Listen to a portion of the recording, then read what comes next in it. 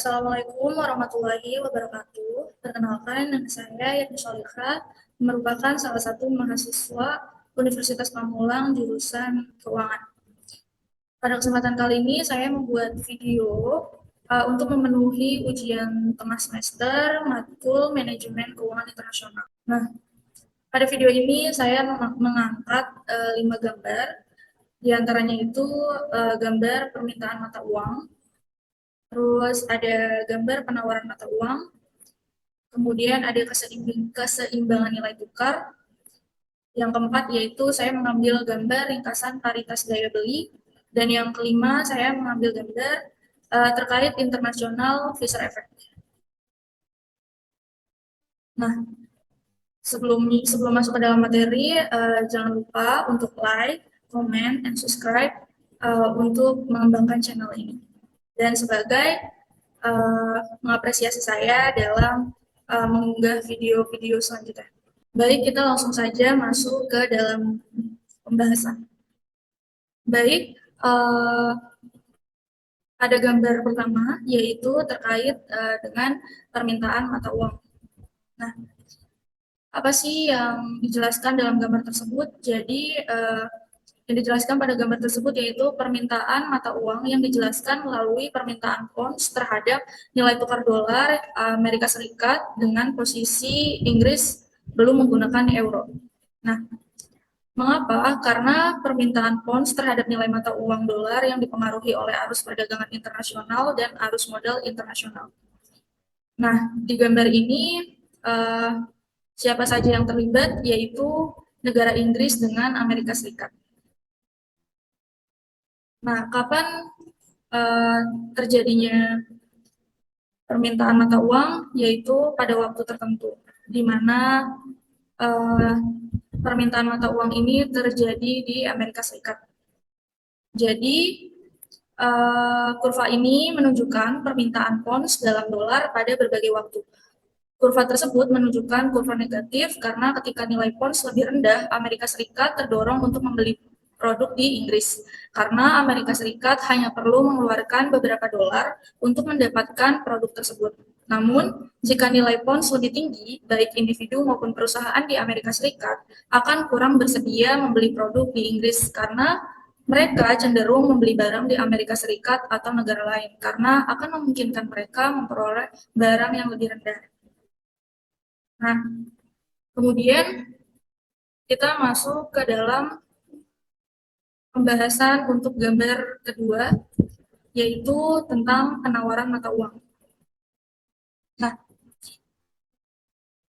ini gambar penawaran mata uang pounds terhadap dolar Amerika Serikat. Nah, mengapa penawaran mata uang terjadi? Karena permintaan pounds terhadap nilai mata uang dolar dipengaruhi oleh arus perdagangan internasional dan arus modal internasional. Nah, siapa yang terlibat? Yang terlibat di sini adalah Inggris dan Amerika Serikat, tetapi dilihatnya dari sisi negara Inggris. Nah, kapan terjadinya penawaran mata uang ini? Yaitu pada waktu tertentu, di mana terjadinya penawaran mata uang ini di Inggris. Nah, jadi kurva ini menjelaskan kurva positif. Kenapa? Karena ketika nilai dolar terhadap pounds yang tinggi ini, tetapi relatif dengan jumlah pounds yang ditawarkan, maka ketika pounds tinggi, konsumen maupun perusahaan Inggris lebih bersedia menukar pounds mereka dengan dolar untuk membeli barang atau sekuritas Amerika Serikat. Maka mereka kemudian akan membuat jumlah pounds yang lebih besar tersedia ke pasar dengan imbalan dolar. Sebaliknya, ketika valuasi pounds rendah, penawaran pounds untuk dijual dalam pertukaran dolar ini lebih sedikit. Itu mencerminkan bahwa keinginan Inggris yang lebih rendah untuk membeli produk Amerika. Nah, kemudian kita masuk ke gambar ketiga. Nah, pada gambar ketiga, ini adalah kurva keseimbangan nilai tukar. Tepatnya kurva equilibrium mata uang. Nah, mengapa gambar tersebut berbentuk seperti ini karena keseimbangan nilai tukar terjadi karena penawaran dan permintaan pounds berada pada titik yang sama terhadap dolar.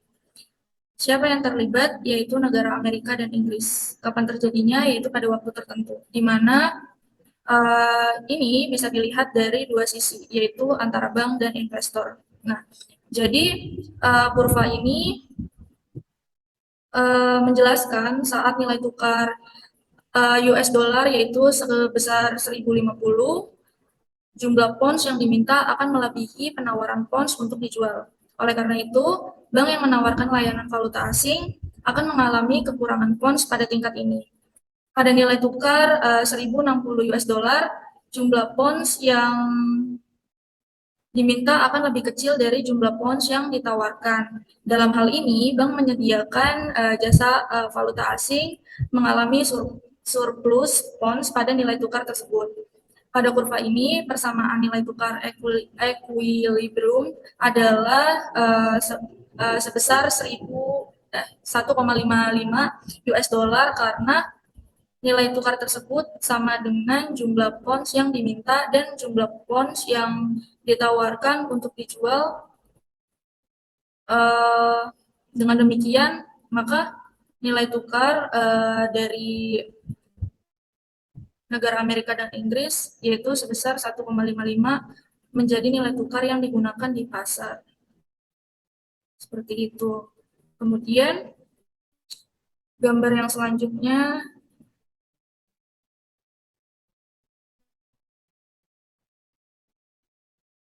gambar yang selanjutnya ini merupakan gambar ringkasan paritas daya beli. Apa yang dijelaskan dalam gambar tersebut yaitu ringkasan mekanisme paritas daya beli.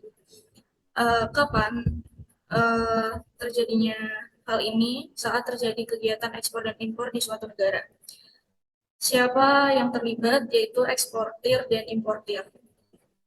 Di mana terjadinya di dalam suatu negara, tepatnya antara domestik dan asing. Nah, jadi gambar ini itu merupakan 3 skenario dari kenaikan dan penurunan inflasi. Nah,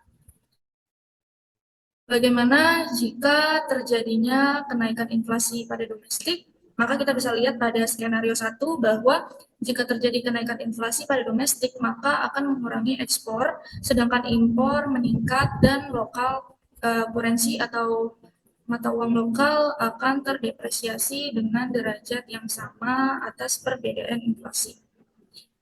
Sedangkan bagaimana jika inflasinya rendah?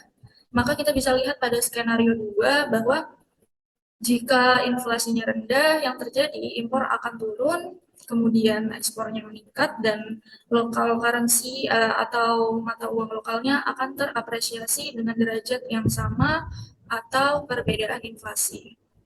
Nah, bagaimana jika dalam tingkat lokal dan forex atau asing inflasinya sama? Maka kita bisa melihat pada skenario 3, jika dalam tingkat lokal and forex inflasinya sama, maka tidak ada impact dari inflasi dan ekspor volume, dan juga untuk nilai mata uang lokal tidak akan terpengaruh oleh inflasi. Artinya, jika ingin menaikkan ekspor, maka sebaiknya juga harus menurunkan inflasinya, maka ekspor bisa meningkat. Nah, kemudian kita masuk kepada gambar kelima, yaitu membahas terkait international Fisher effect.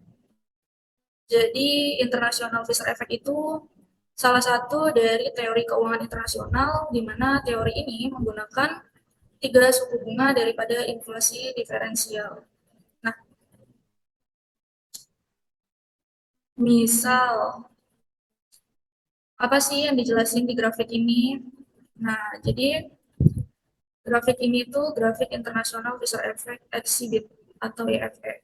Nah, kapan terjadinya? Ketika nilai tukar berubah secara sempurna mengimbangi diferensial suku bunga. Siapa yang terlibat di dalam grafik ini? Yaitu investor. Nah, di mana terjadinya? Bisa kita lihat dari dua sudut pandang, yaitu antara sudut pandang investor negara asal dengan investor negara asing. Nah, mengapa terdapat garis IFE line? Nah, jadi perubahan nilai tukar mempunyai hubungan tingkat nominal suku bunga dengan inflasi itu sendiri yang harus berhubungan. Nah, jadi bagaimana misal jika titik E mencerminkan kasus di mana tingkat bunga asing melebihi tingkat bunga dalam negeri sebesar 3 poin persentase, artinya bahwa mata uang asing telah terdepresiasi sebesar 3% untuk mengimbangi keuntungan suku bunganya. Maka dengan demikian, seorang investor yang menyiapkan deposito di luar negeri akan mencapai pengembalian yang serupa dengan apa yang mungkin dilakukan di dalam negeri. Baik, kita lanjutkan dan maaf tadi ada kesalahan teknis. Tolong ya dari gambar kelima, yaitu membahas tentang international Fisher effect. Jadi international Fisher effect itu salah satu dari teori keuangan internasional, di mana teori ini menggunakan 3 suku bunga dari pada inflasi diferensial. Nah, jadi ini adalah grafik International Fisher Effect Exhibit atau IFE. Nah, kapan terjadinya International Fisher Effect ini? Yaitu ketika nilai tukar berubah secara sempurna mengimbangi diferensial suku bunga. Nah, siapa yang terlibat? Yaitu investor. Di mana dilihat dari dua sudut pandang, yaitu sudut pandang investor negara asal dengan sudut pandang investor asing. Nah, mengapa perubahan nilai tukar mempunyai hubungan tingkat nominal suku bunga dengan inflasi itu sendiri yang harus berhubungan. Nah, jadi bagaimana jika misal pada grafik tersebut titik E mencerminkan kasus di mana tingkat bunga asing melebihi tingkat bunga dalam negeri sebesar 3%, artinya bahwa mata uang asing telah terdepresiasi sebesar 3% untuk mengimbangi keuntungan suku bunganya.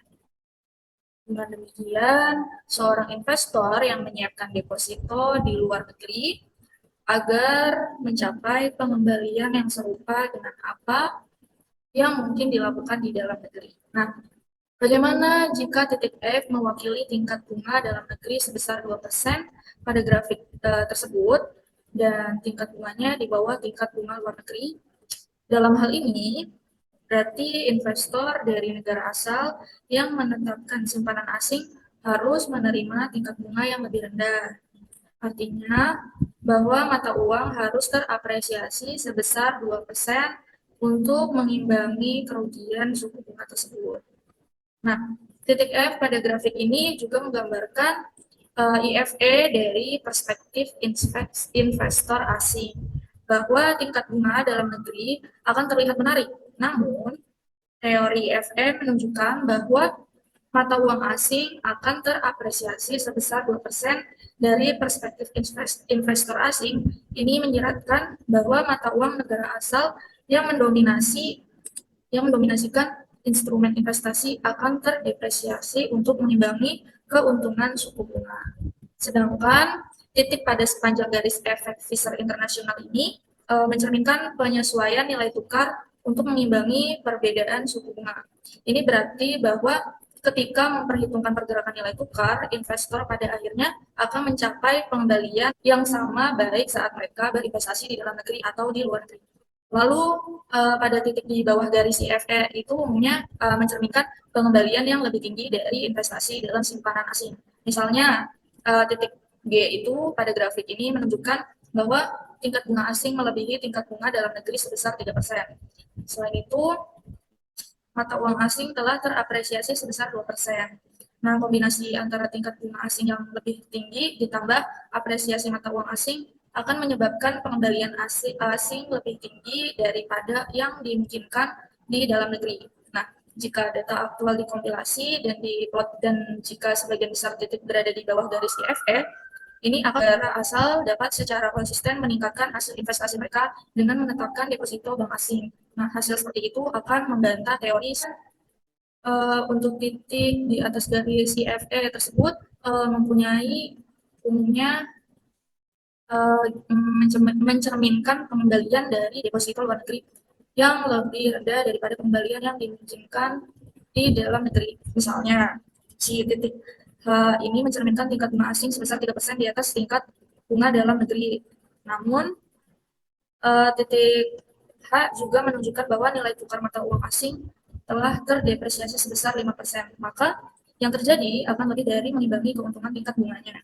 Sebagai contoh, di situ ada titik J yang bisa menunjukkan kasus di mana si investor negara asal tidak berani berinvestasi dalam deposito asing karena dua alasan.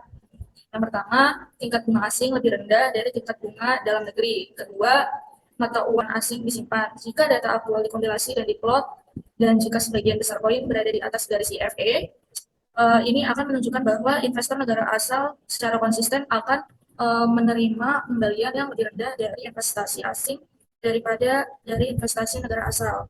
Nah, hasil ini juga akan membantah teori CEF ini. Nah, mungkin segitu yang bisa saya